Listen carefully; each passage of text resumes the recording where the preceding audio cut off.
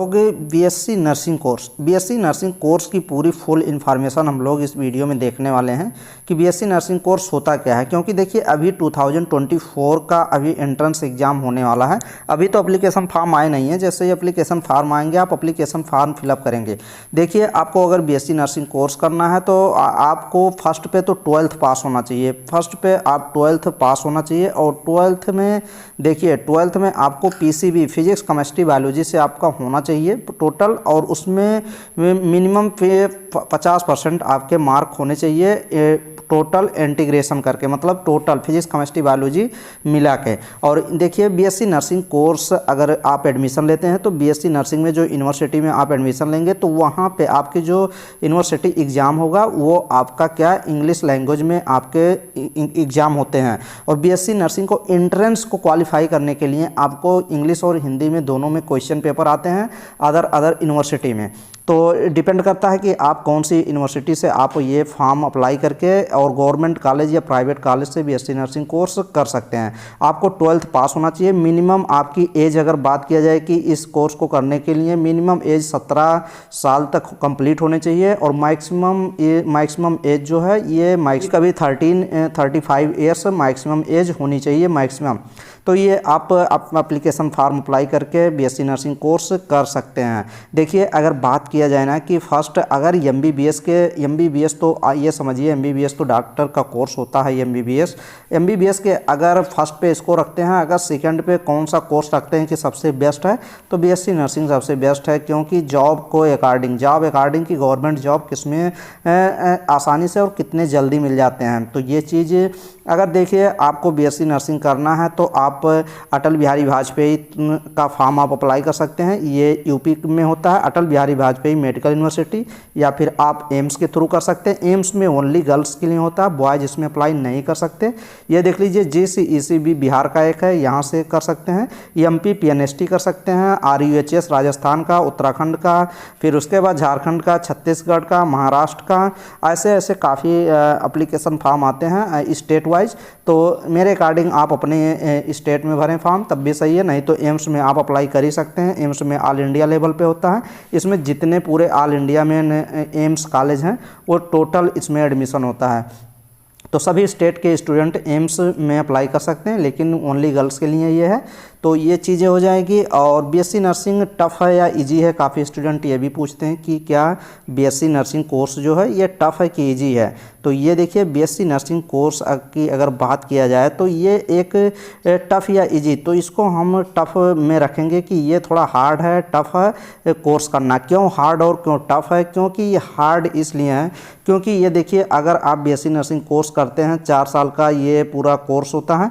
और देखिए यहाँ पे first year, second year, third year, fourth year अलग अलग सब्जेक्ट पढ़ाए जाते हैं। ऐसा नहीं है कि एक बुक आप पढ़ेंगे वही चलता जाएगा, नहीं। सेमेस्टर वाइज एग्जाम होते हैं। एक साल में आपके 2 सेमेस्टर होते हैं, मेन सेमेस्टर होता है, 2 आपके कॉलेज के एग्ज़ाम होंगे। तो टोटल 4 एग्ज़ाम होते हैं। और ये समझिए कि यहाँ पे आपकी थ्योरी क्लासेस भी चलती है। थ्योरी क्लासेस आपको करनी पड़ेगी। और देखिए थ्योरी क्लासेस और कोई भी बीएससी नर्सिंग अगर कोर्स आप गवर्नमेंट कॉलेज से करते हैं ना, आप कोई डिस्टेंस से नहीं कर सकते हैं कि मान लीजिए आप एडमिशन करा दीजिए आपका कोर्स चलता रहेगा, ऐसा नहीं। गवर्नमेंट में तो आपको रिस्ट्रिकेट कर दिया जाएगा, मतलब आपका एडमिशन रद्द कर दिया जाएगा। क्योंकि वहाँ पे मिनिमम 75% आपका अटेंडेंस होना चाहिए, तभी आप वो कोर्स कंप्लीट कर पाएंगे। हर साल 75% प्रेजेंटी रहेगी, तभी आप एग्ज़ाम दे पाएंगे, नहीं तो एग्ज़ाम यूनिवर्सिटी नहीं देने देती है आपका। तो देखिए थ्योरी क्लासेस हार्ड इसीलिए हैं। बीएससी नर्सिंग गवर्नमेंट कॉलेज की मैं बात कर रहा हूं। अगर गवर्नमेंट कॉलेज में आप एडमिशन आपका हो जाता है तो वहां पे देखिए आपकी थ्योरी क्लासेस भी चलेगी, असाइनमेंट भी आपको बनाना ही पड़ता है। असाइनमेंट हो गया, वाइवा, आपका वाइवा होता ही है, वाइवा, फिर उसके बाद आपके प्रैक्टिकल होते हैं यूनिवर्सिटी एग्जाम में, प्रैक्टिकल, फिर उसके बाद ऑस्की चलता है। ये भी एक प्रैक्टिकल ही टाइप होते हैं। ऑस्की जो चीज़ें दिखाई जाती हैं उसी का एग्ज़ाम भी होता है। तो ये ऑस्की हो गया। फिर पोस्टिंग आपकी चलती है। पोस्टिंग आपकी देखिए, पोस्टिंग जो है आपकी हॉस्पिटल में भी पोस्टिंग चलेगा, हॉस्पिटल में भी आपकी ड्यूटी चलेंगी। फर्स्ट ईयर से ही आपकी ड्यूटी लगने लगती है। फिर आप सेकंड ईयर, थर्ड ईयर तक आप जाएंगे। फिर आपका रूरल एरिया में, गांव एरिया में आपकी कम्युनिटी पोस्टिंग भी चलेगी। रूरल एरिया में आपकी चलेगी, तो रूरल एरिया आप जब करेंगे, कम्युनिटी पोस्टिंग करेंगे, तभी तो आपको CCHN सर्टिफिकेट मिलता है। और फिर उसके बाद लास्ट ईयर में आपकी 6 मंथ की इंटर्नशिप पूरा चलेगी हॉस्पिटल में। और इसके एडमिशन में अगर आप BSc नर्सिंग मान लीजिए आपको करना है, तो आपको एंट्रेंस एग्ज़ाम देना पड़ेगा। और वहाँ पे आपका 11th class and 12th class दोनों क्लास से आपके क्वेश्चन भी पूछे जाएंगे। और इसका जो सिलेबस की अगर बात करें, तो आप NCERT बुक पूरा फॉलो कर लीजिए, आपका सिलेक्शन हो जाएगा। NCERT बुक के अलावा कुछ पढ़ने की आवश्यकता नहीं है। देखिए, आपका यहाँ पे क्वेश्चन पूछे जाते हैं फिजिक्स से, केमिस्ट्री से, बायोलॉजी से और GK से क्वेश्चन पूछे जाते हैं। और कुछ यूनिवर्सिटी जो एग्ज़ाम कराती है, वहाँ पे नर्सिंग एप्टीट्यूड के भी क्वेश्चन पूछे जाते हैं। अगर एम्स की बात किया जाए, तो physics, chemistry, biology and GK सिर्फ क्वेश्चन पूछे जाते हैं। फिर उसके बाद कुछ यूनिवर्सिटी की बात किया, जैसे अटल बिहारी वाजपेयी छत्तीसगढ़, ऐसे कुछ यूनिवर्सिटी हैं जहाँ पे नर्सिंग एप्टीट्यूड एंड इंग्लिश के भी क्वेश्चन पूछे जाते हैं। Physics, chemistry, biology, GK, nursing aptitude हो गया, और GK इंग्लिश से क्वेश्चन पूछे जाते हैं। अगर बात किया जाए कि सिलेक्शन मार्क कितना होना चाहिए, कितना सिलेक्शन क्राइटेरिया, कितने नंबर लाने हैं, तो आपका इसमें एडमिशन हो जाएगा। तो ये मान के चलिए कितना भी क्वेश्चन आपका आया, 65% अगर आप क्वेश्चन करेक्ट करते हैं, तो आपको गवर्नमेंट कॉलेज मिल जाएगा। अगर बात किया जाए कि यहाँ पे कोर्स फीस कितनी होती है, कि कितने आपका 4 साल का ये कोर्स है,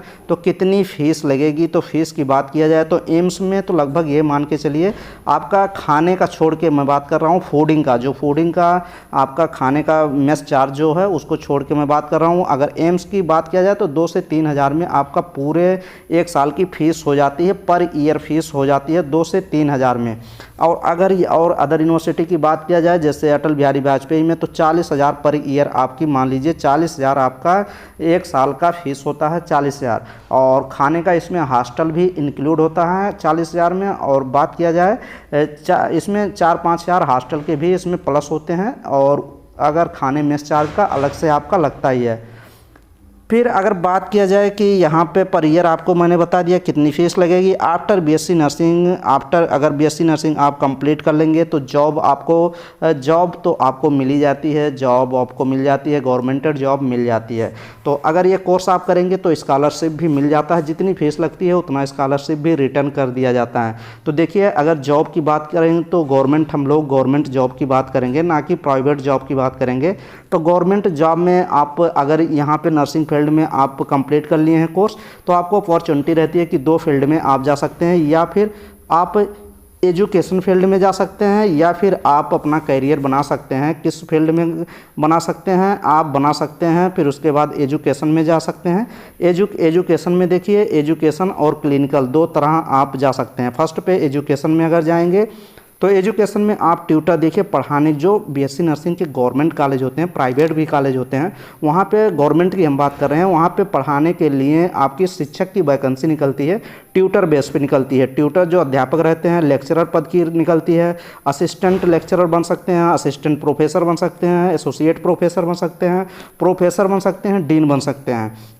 और अगर बात किया जाए क्लिनिकल में, अगर क्लिनिकल में आप जाना चाहते हैं, तो क्लिनिकल के लिए आप नर्सिंग ऑफिसर का एंट्रेंस एग्ज़ाम देके नर्सिंग ऑफिसर आप बन सकते हैं हॉस्पिटल में, गवर्नमेंट हॉस्पिटल में। फिर उसके बाद अगर फिर नर्सिंग ऑफिसर के बाद भी उसके बाद सीनियर नर्सिंग ऑफिसर के लिए एंट्रेंस होता है, या फिर प्रमोशन करके ANS बन सकते हैं। ANS मीन्स होता है असिस्टेंट नर्सिंग सुपरिटेंडेंट बन सकते हैं, फिर NS बन सकते हैं, NS नर्सिंग सुपरिटेंडेंट बन सकते हैं, और CNO बन सकते हैं, चीफ नर्सिंग ऑफिसर बन सकते हैं, जो सबसे नर्सिंग फील्ड का सबसे बेस्ट मतलब जॉब ये होता है, CNO होता है, चीफ नर्सिंग ऑफिसर।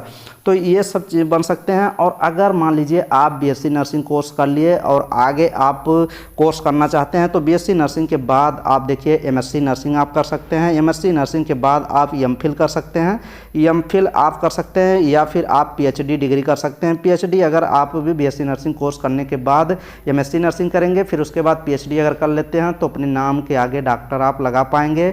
वैसे आप बीएससी नर्सिंग करने के बाद ओनली बीएससी नर्सिंग तो डॉक्टर आप आगे नहीं लगा पाएंगे। तो ये चीज़ एमएससी नर्सिंग तो करना ही चाहिए। एमएससी नर्सिंग अगर आप करेंगे तभी आप lecturer, assistant professor, assistant professor, dean, ये तभी आप बन पाएंगे। फिर उसके बाद अगर बात किया जाए इसकी सैलरी कितनी होती है, इन सभी गवर्नमेंट की जो मैं अभी बात किया हूँ कि ये या ट्यूटर या फिर डीन या फिर मान के चलिए प्रोफेसर, तो अगर बात किया जाए तो 80 हज़ार, लगभग 80 हज़ार के ऊपर से सैलरी इसकी स्टार्टिंग होती है। या फिर आप नर्सिंग ऑफिसर की बात करेंगे तब भी सैलरी वही 80 के प्लस ही स्टार्टिंग होती है। तो ये सैलरी की बात हो गई। अगर बात किया जाए कि फ्रेशर, हाँ, जब आप नर्सिंग ऑफिसर में फ्रेशर पहली बार आप हॉस्पिटल में ड्यूटी लगेगी तो वही लगभग में 75-76 हज़ार पर मंथ मिलती है, और इसकी बढ़ के टोटल बढ़ती रहती है जैसे जैसे एक्सपीरियंस होंगे आपकी। ये मान के चलिए आपकी 1,42,000 तक भी ये आपका पेमेंट मिल सकता है। क्लिनिकल हॉस्पिटल ड्यूटी आपकी, लेकिन इसमें एक चीज़ ये है ना, टीचिंग लाइन में तो आपका नाइट ड्यूटी नहीं लगती है। टीचिंग लाइन में अगर आप अध्यापक बन जाते हैं तो सही है, लेकिन अगर आप क्लिनिकल पोस्टिंग में आप ड्यूटी करते हैं, हॉस्पिटल में ड्यूटी करते हैं, तो आपकी 6 आवर्स की ड्यूटी रहती है, 6 घंटे की, और 6 घंटे की भी रोटेशन होता रहता है, चेंजिंग होता रहता है। कभी मॉर्निंग में आपकी ड्यूटी लगेगी, कभी इवनिंग में, और नाइट में। देखिए नाइट की भी ड्यूटी 1 महीने में लगभग 4 नाइट आपको करनी पड़ती है। एज ए फ्रेशर कभी कभी 6 नाइट भी 1 मंथ में आपकी करनी पड़ती है।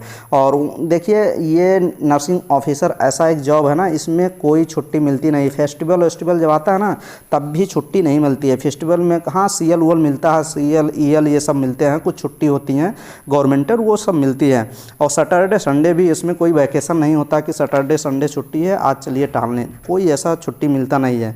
तो ये चीज़ अगर आप और कोई कोर्स कर रहे हैं तो ये भी एग्ज़ाम दे सकते हैं, ये भी चीज़ है। काफ़ी स्टूडेंट पूछते हैं क्या मैं BSc प्लेन कर रहा हूँ, BA कर रहा हूँ, तो ये BSc नर्सिंग का अप्लाई कर सकता हूँ एप्लीकेशन फॉर्म। तो हाँ, ऑफ कोर्स आप अप्लाई कर सकते हैं, क्योंकि आपके पास सर्टिफिकेट है, आप 12th पास किए हैं, कोई भी कोर्स और कर रहे हैं तब भी आप ये फॉर्म अप्लाई कर सकते हैं।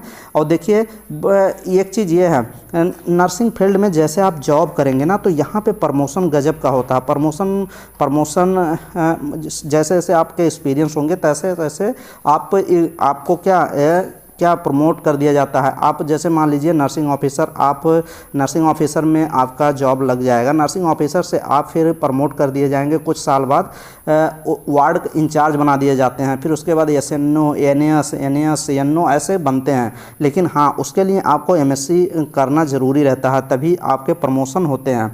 और ख़ुद का टाइम यूज अच्छे से करें। देखिए आपका ये चीज़ होता है 6 घंटे नर्सिंग फील्ड में, ये बेटर होता है। बेटर मुझे ये लगता है कि आप जब आपका जॉब लग जाएगा गवर्नमेंट जॉब तो आपको 6 घंटे ओनली ड्यूटी करने पड़ेंगे, तो आपको टाइम मतलब और टाइम आपको मिल जाते हैं। 18 घंटे और टाइम होते हैं ना, उसमें कुछ सोने खाने नहाने का टाइम निकाल दीजिए, तब भी आप पार्ट टाइम जॉब भी कुछ कर सकते हैं अगर आपके अंदर कुछ टैलेंट है, जैसे मैं करूँगा। लास्ट में आप खुद देखिए, आप किसी कहने से ये नहीं कि आप मेरे कहने से आप BSc नर्सिंग ही कोर्स करें। आपको अगर BSc नर्सिंग कोर्स करना है तो आप किसी से और सलाह लें। मेरा काम अच्छे से बताना कोई चीज़ है, मैं उसको बता देता हूँ, ये नहीं फोर्स कोई नहीं है। लास्ट में आपको खुद डिसाइड करें कि किसी के कहने पर आप अपने अकॉर्डिंग आप डिसीजन लें कि मुझे क्या करना है। मेरा काम था रियलिटी बता देना, तो रियलिटी में बता दिया। और काफ़ी स्टूडेंट ये कहते हैं कि पोस्ट बेसिक नर्सिंग कैसे करना। Post basic nursing GNM diploma करने के बाद ये कोर्स होता है। तो इन सभी एग्ज़ाम की तैयारी कहाँ से करें, ये चीज़ आपको पता हुई होगा। जितने कोर्स में बताए हुए इन सभी की अगर तैयारी करना है तो इसी चैनल पे, जिस चैनल पे आप ये वीडियो देख रहे हैं, मैं ही तैयारी कराता हूँ, तो आप इस चैनल के थ्रू कर सकते हैं। अगर आपको करना है तो 5-6 वीडियो 10 वीडियो जाके देखिए, आइडिया लग जाएगा। 100% सिलेक्शन की गारंटी तो है ही।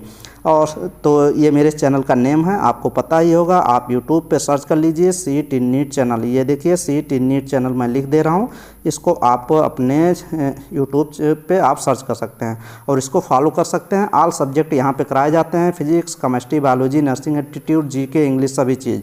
तो मैं हमेशा आप सभी का यही सोचता हूँ कि आपका हेल्प करना चाहता हूँ। तो मेरा तो BSc नर्सिंग कंप्लीट है, तो इसलिए मैं आपको अच्छे से सब चीज़ें बता दे रहा हूँ।